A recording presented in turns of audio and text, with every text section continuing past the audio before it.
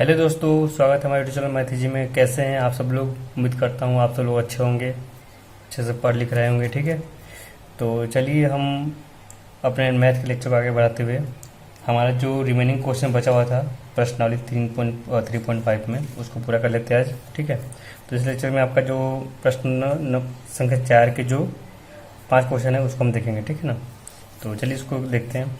क्या देखिए, पहले क्वेश्चन में क्या बोल रहा है, पहले देखिए क्या है कि निम्न समस्याओं में रैखिक समीकरण के युग्म बनाइए और उनके हल यदि उनका अस्तित्व है तो बीजगणितीय विधि से निकालिए। अब देखिए दोस्तों, यहाँ पे पहले कहते हैं बीजगणितीय विधि, तो हमने आपको 3 तरह के बीजगणितीय विधि बताते हैं। अलजेब्राइक मेथड, पहला था प्रतिस्थापन, दूसरा था आपका विलोपन जिसको एलिमिनेशन मेथड बोलते हैं, और तीसरा था वजय गुणन। ठीक है ना, तो इसमें कोई फोर्सफुली यह नहीं कर रहा है, आपको दबाव नहीं दे रहा है कि आप इस मेथड से ही हल कीजिए। ठीक है ना, तो आप कोई भी मेथड लगाकर इसको हल कर सकते हैं। बस आपको इसमें क्या है कि समीकरण को बनाना होगा। एक बार आपका समीकरण बन गया तो आप इसको आसानी से हल कर सकते हैं। और हल करने के लिए हमने आपको रामबाण दे दिया है, जो 3 मेथड है, तीनों मेथड को अच्छे से समझा दिया है, तो आप हल कर सकते हैं। बस इसमें आपको बस यही एक डिफिकल्टी आएगी आपको कि समीकरण को बनाना। ठीक है, तो चलिए देखते हैं इसको। पहले बोल रहा है कि एक छात्रावास के मानसिक व्यय का एक भाग नियत है, यानी कि एक भाग फिक्स है तथा शेष इस पर निर्भर करता है कि छात्र ने कितने दिन भोजन लिया। जब एक विद्यार्थी ए को जो 20 दिन भोजन करता है 1000 छात्रावास के व्यय के लिए अदा करना पड़ता है। ठीक ना, जबकि एक विद्यार्थी बी है जो कि 26 दिन भोजन करता है तो छात्रावास के लिए उसको 1180 रुपये देने पड़ते हैं। तो अब हमें निकालना नियत व्यय और प्रतिदिन का भोजन का खर्च निकालना। ठीक ना, वैसा एक क्वेश्चन मैंने करवा चुका हूँ, पिछले लेक्चर्स में करवाया हूँ। ठीक है ना, तो चलिए इसको देखते हैं।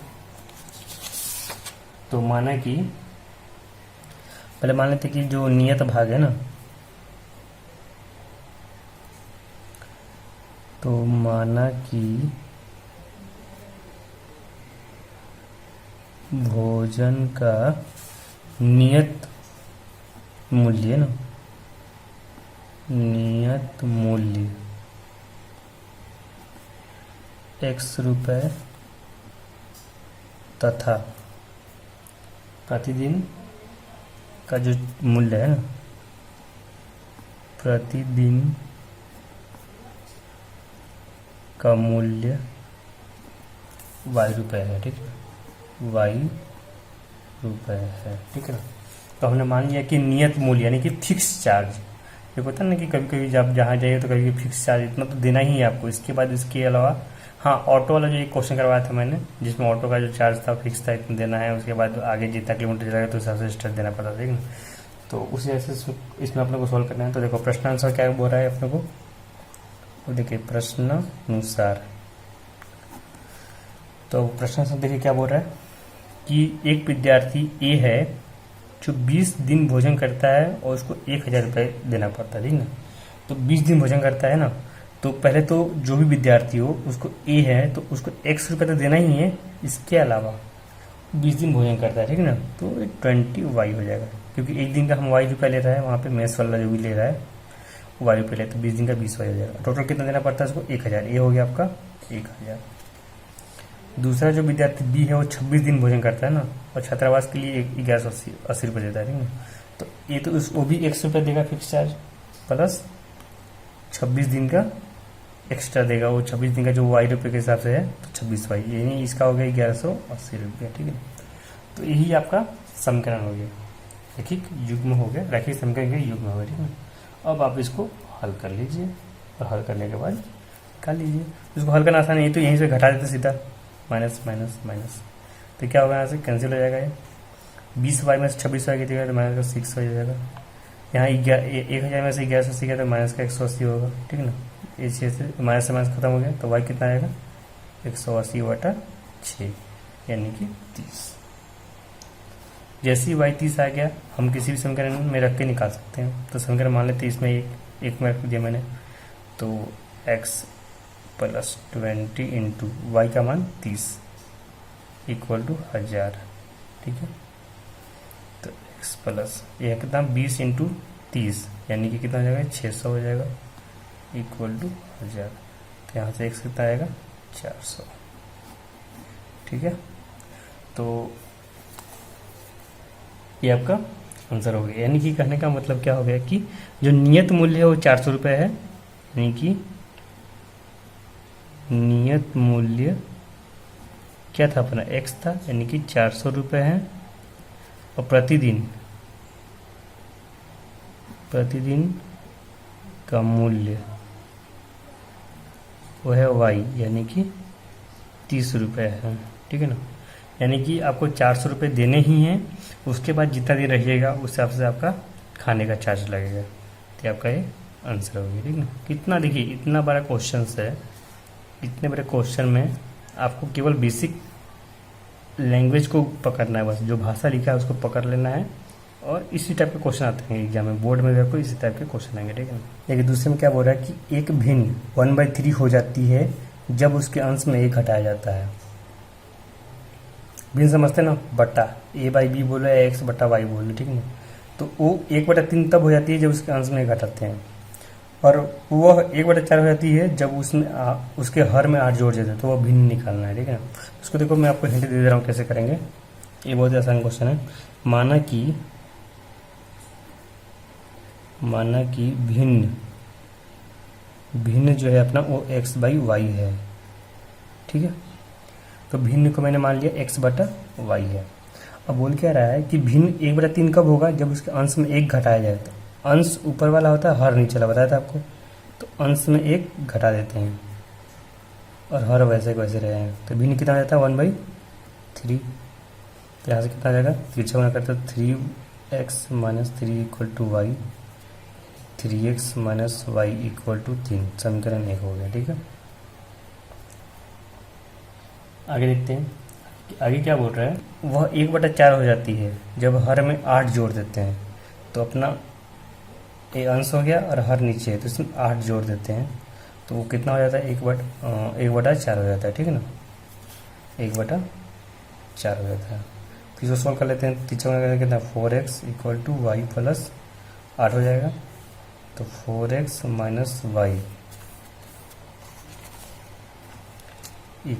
8 हो जाएगा, समीकरण 2। अब हमारे दो समीकरण हैं, दोनों को हल कर लेंगे तो वहाँ से x का मान आएगा, y का मान आएगा, और x और y का दोनों का जो रेशियो होगा वही बटा होगा, वही आपका भिन्न हो जाएगा, ठीक है। तो ये आप इसको होमवर्क कर लीजिए, ठीक है। चलिए आगे देखते हैं। तीसरे में क्या बोल रहा है कि यश ने एक टेस्ट में 40 अंक अर्जित किए जब उसे प्रत्येक सही उत्तर पर 3 अंक मिले तथा अशुद्ध उत्तर पर 1 अंक की कटौती की गई। यदि उसने सही उत्तर पर 4 अंक मिले हैं और अशुद्ध उत्तर पर 2 अंक कटे हैं तो यश 50 अंक अर्जित करता है। तो टेस्ट में कितने प्रश्न थे, ठीक है। बढ़िया क्वेश्चन है, देखते हैं इसको। जो तीसरा क्वेश्चन है, माना कि सही उत्तर की संख्या, ठीक ना, सही उत्तर की संख्या x तथा गलत उत्तर की संख्या y है, ठीक है। तो हमने मान लिया कि सही उत्तर जो है वो x है टोटल क्वेश्चन में, ठीक है ना, और जो गलत उत्तर है उसके संख्या y है, ठीक ना।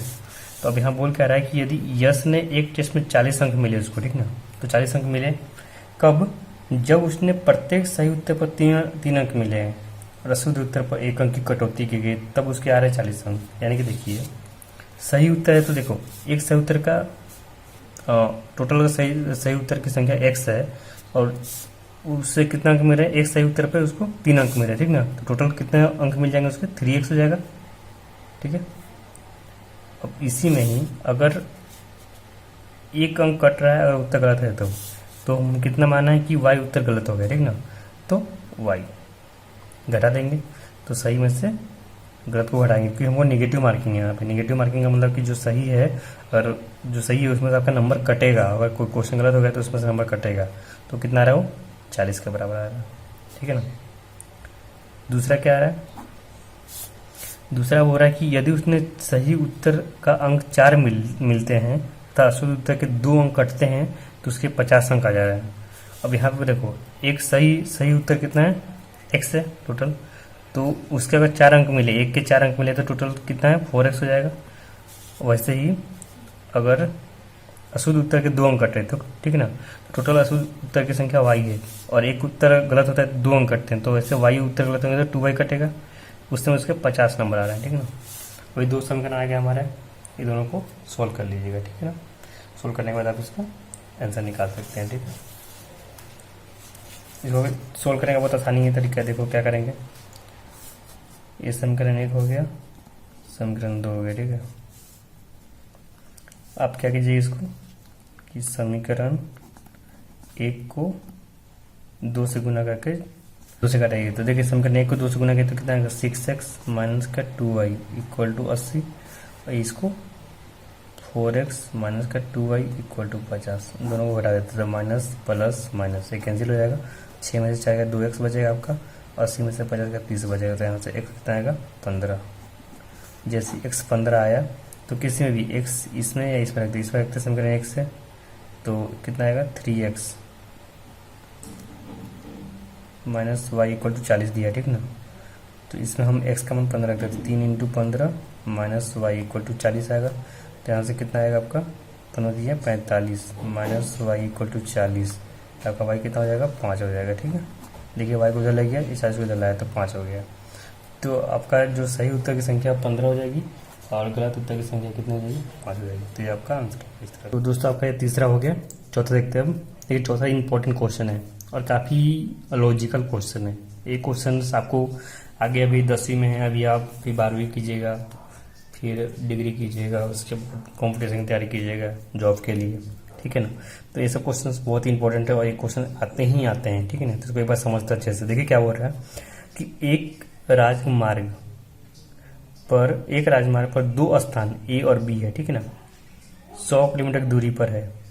एक कार ए से तथा दूसरी कार बी से एक ही समय पर चलना प्रारंभ करती है। यदि कारें भिन्न भिन्न चालों से एक ही दिशा में चलती हैं तो वे 5 घंटे पश्चात मिलती हैं, ठीक है ना। यदि वे विपरीत दिशा में चलती हैं तो 1 घंटे पश्चात मिलती हैं। दोनों कारों की चाल ज्ञात कीजिए, ठीक है ना। तो देखते हैं इसमें, देखिए दोस्तों कह क्या रहा है क्वेश्चन में, चौथे में बोल रहा है कि एक राजमार्ग पर 2 स्थान है। देखिए एक पॉइंट ए हो गया, इसको मैंने ए नाम दे दिया, और एक पॉइंट मैंने बी मान लिया इसको ए। तो ए और बी है, दोनों के बीच दूरी कितना दिया गया है 100 किलोमीटर दिया है, ठीक है ना। अब बोल क्या रहा है कि एक कार ए से और एक कार बी से चलती है, ठीक ना, एक ही समय पे टाइम से स्टार्ट होती है, ठीक ना। अब देखिए चाल अलग अलग है, एक बार कार दोनों एक दूसरे के विपरीत दिशा में चल रही है, एक बार एक साथ चल रही है, मतलब कि जिधर ए चल रहा है उधर भी बी भाग, उधर भी बी भाग रही है, ठीक है ना, बी चल रही है। देखिए पहले क्या है, यदि कारें भिन्न भिन्न चालों से एक ही दिशा में चले तो 5 घंटे के बाद मिलती हैं, ठीक है ना। देखिए तो मान लेते हैं कि मान लेते हैं कि ये इसका जो है स्पीड है वो x किलोमीटर प्रति घंटा है, ठीक है ना, किमी पर घंटा है, ठीक है। और ये जो b है, ये b का स्पीड मान लेते हैं y किमी प्रति घंटा है, यानी कि 1 घंटे में y किलोमीटर। और ये वाली जो कार है वो 1 घंटे में x किलोमीटर चलती है, ठीक ना। अब आपको लॉजिक क्या है कि देखो जब भी सेम डायरेक्शन में हो, यानी कि एक ही दिशा में हो, ठीक ना, तो एक ही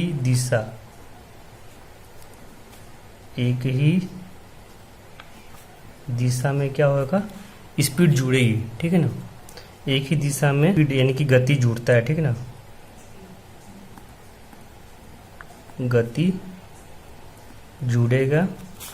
और अपोजिट यानी कि विपरीत, एक ही दिशा में क्या होगा कि एक घटेगा, ठीक है ना, घटेगा। और विपरीत दिशा में जो होगा गति वो जुड़ेगा। ये लॉजिक है यहाँ पे, ठीक है ना।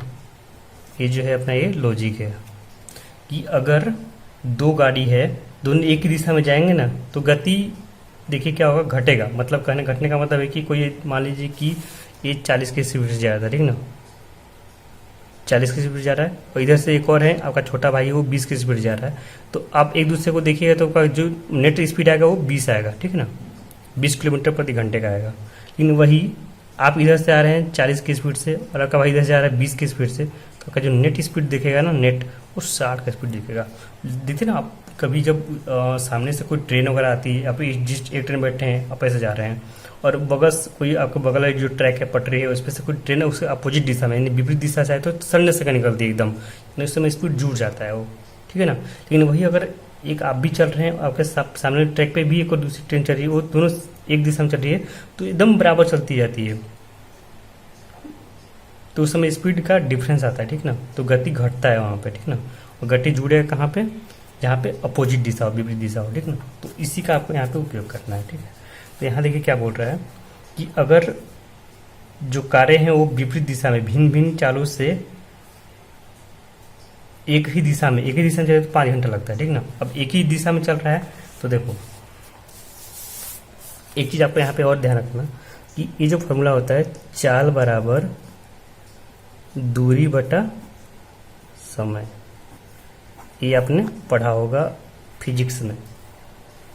चाल बराबर दूरी बटा, विज्ञान में आपको बताया गया होगा चाल बराबर दूरी बटा समय होता है, ठीक ना।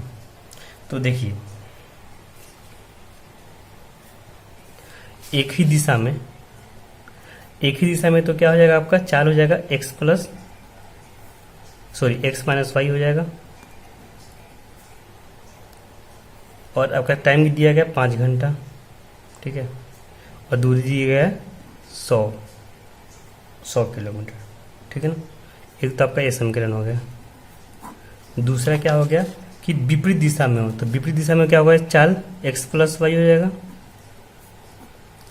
दूरी अभी भी 100 ही रहेगा, और आपका समय कितना हो जाएगा उस समय, यहाँ पे समय दिया गया है, देखिए क्या लिखा है, यदि विपरीत दिशा में चलती है तो 1 घंटे के बाद मिलती है, यानी कि बहुत जल्दी 1 घंटे में ही मिल जाती है, ठीक है। तो आपका ये यहाँ से सोल्व कर लेते हैं, देखिए कितना है यहाँ से 20, यानी कि x माइनस वाई कितना आ गया 20, और यहाँ से x प्लस वाई कितना आ गया 100। तो दोनों को हल कर लेते हैं, तो ये कितना आएगा, यहाँ से दोनों को बस जोड़ लेते हैं, तो जोड़ेंगे तो क्या होगा, x minus y equal to 20 और x plus y equal to 100। दोनों को जोड़ देते हैं तो कितना आएगा, कट जाएगा यहाँ से 2x इक्वल टू 120, तो x इक्वल टू 60। x 60 आ गया तो y कितना आ जाएगा, यहाँ से आप किसी इसमें रख देते हैं, x 60 आएगा तो उधर आ जाएगा तो y 40 आएगा, मतलब कि जो 40 ये क्या आएगा, किलोमीटर प्रति घंटा, ये भी आ गया आपका किलोमीटर प्रति घंटा, ठीक है ना। मतलब कि ये जो कार है उसकी स्पीड कितनी है, 60 किलोमीटर प्रति घंटा है, और जो बी जो कार है वो 40 किलोमीटर प्रति घंटे के स्पीड से चल रही है, ठीक है ना। तो ये इस टाइप से आपको बस ध्यान देने वाली बात है कि दोनों को मैंने देखो इसमें क्या किया, मैंने सबसे पहले तो मैंने मान लिया कि दोनों का स्पीड, एक का स्पीड x किलोमीटर प्रति घंटा माना, दूसरे को y किलोमीटर। दोनों अगर सेम दिशा में हो तो हमेशा गति घटेगा, ठीक है ना, स्पीड घटेगा, तो x माइनस वाई ले लिया, और अपोजिट दिशा में हो तो जुड़ेगा, तो x प्लस वाई ले लिया, टाइम ले लिया इस फॉर्मूले से 4 बटा दूरी बटा समय से, ठीक है ना। तो आपको इसे हल करना रहेगा, ठीक है। चलो एक आखिरी क्वेश्चन देख लेते हैं इसको भी। देखिए 5वें में क्या बोल रहा है कि एक आयत का क्षेत्रफल 9 वर्ग इकाई कम हो जाता है यदि उसकी लंबाई 5 इकाई कम कर दी जाए और चौड़ाई 3 इकाई बढ़ा दी जाए, ठीक है। उसका बोल रहा आगे कि यदि हम लंबाई को 3 इकाई और चौड़ाई को 2 इकाई बढ़ाए तो क्षेत्रफल 67 वर्ग इकाई बढ़ जाता है। तो आयत की बीमारी निकालना है, बीमारी निकालने का मतलब कि उसका डायमेंशंस, मतलब कि लंबाई कितना होगा, चौड़ाई कितना होगा, ठीक। तो इसके क्या करेंगे, मान लेते हैं कि माना कि आयत का लंबाई x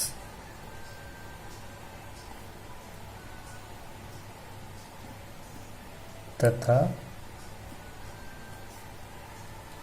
चौड़ाई y यूनिट है, ठीक ना, y इकाई है ना।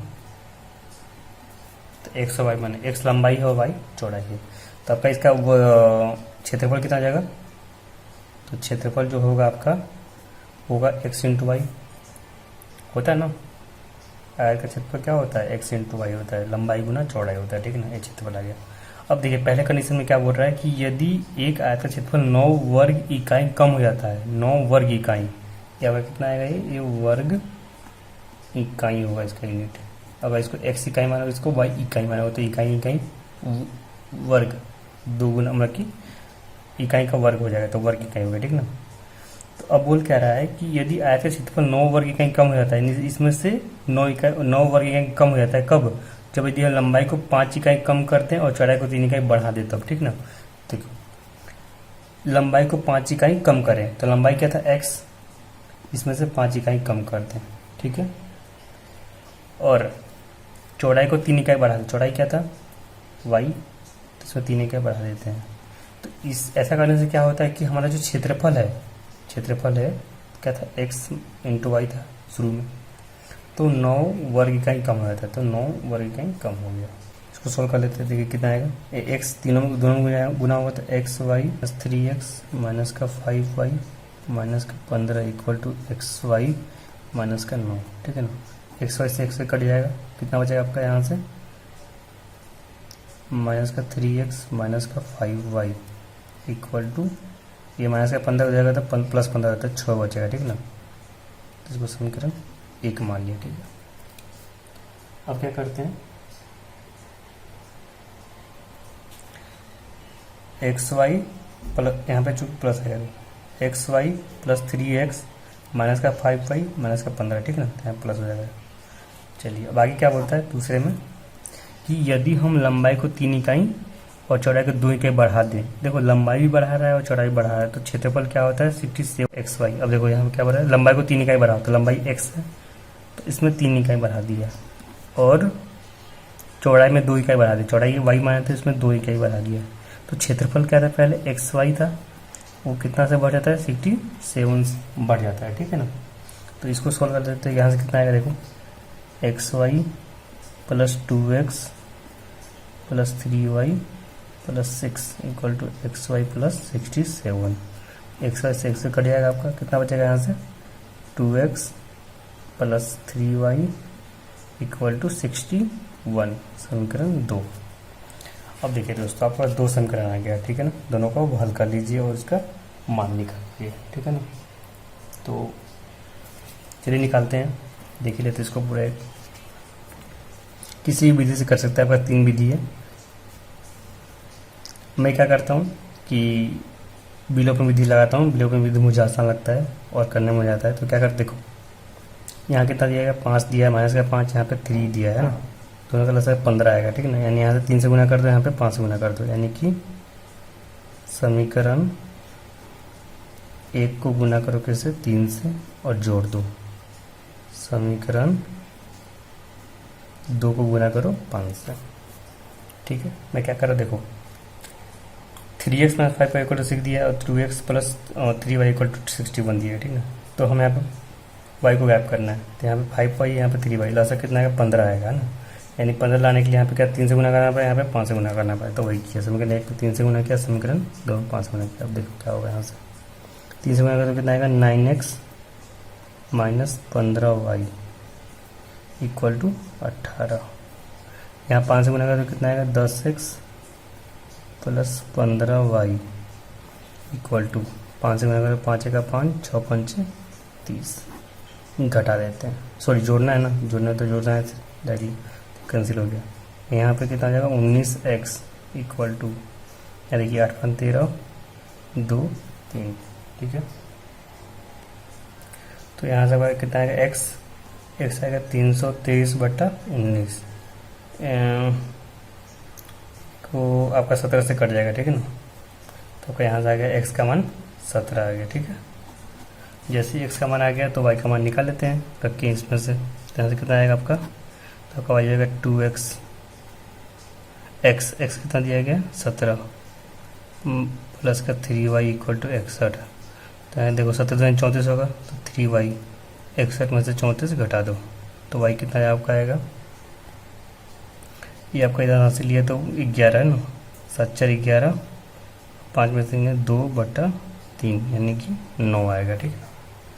तो यहाँ से आपका y का मान 9 आ गया और x का मान 17 आ गया, यानी कि जो आपने लंबाई मानी थी x क्या था 17 वर्ग इकाई हो गया, और चौड़ाई y मानी थी वो 9 इकाई हो गया, ठीक है। तो इस तरह से दोस्तों हमारा ये 5.3 भी और 5.5 भी पूरा हो गया, ठीक है ना। अब हम आने वाले लेक्चर में प्रश्नावली 3.6 देखेंगे, और सॉरी 3.5 पूरा हो गया, 3.6 देखेंगे, ठीक है ना, और हमारा लास्ट प्रश्नावली होगा। इसके बाद ये हमारा चैप्टर खत्म हो जाएगा। Okay, thank you.